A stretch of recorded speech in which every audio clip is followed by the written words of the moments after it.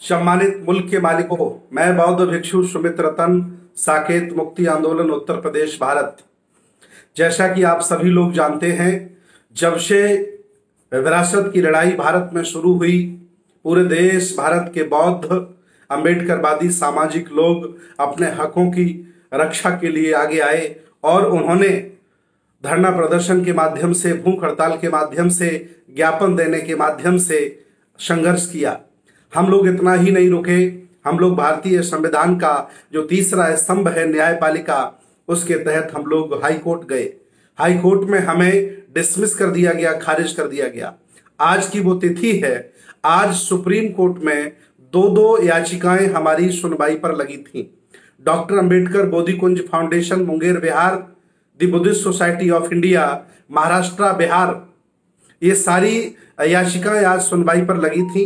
आज supreme court में हम लोग पहुंचे और सुप्रीम कोर्ट ने हमें सुना और सुनने के बाद सभी याचिकाकर्ताओं को बहुत लताड़ा, कहा कि जब जजमेंट सुप्रीम कोर्ट कर चुका है तो उसी मसले पर आप दोबारा याचिकाएं क्यों लगा रहे हैं।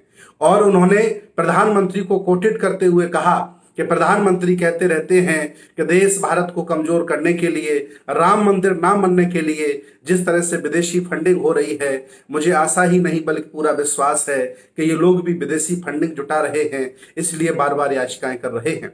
हमारे दोनों याचिकाकर्ताओं को बहुत फटकारा और बहुत उनको बुरा भला कहा। सुप्रीम कोर्ट यहीं तक नहीं रुका, सुप्रीम कोर्ट ने हम लोगों के खिलाफ 1-1 लाख रुपए का जुर्माना लगाया और सीबीआई जांच कराने की मांग की। पता किया जाए कि लोगों को विदेशी फंड कितना मिला है।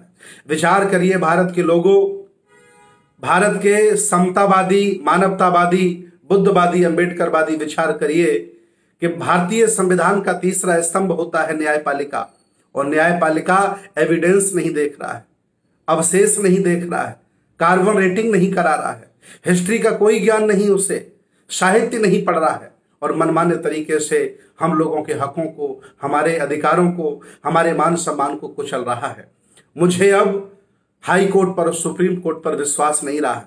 मैं भारत के बौद्धों से, मानवतावादी लोगों से, विज्ञानवादी लोगों से, तर्कवादी लोगों से आह्वान करता हूं कि अब आप सुप्रीम कोर्ट, हाई कोर्ट के चक्कर में ना पड़े, आप सीधे जनता की अदालत में पहुंचे और जनता की अदालत ही इनकी मति को ठिकाने लगा सकती है।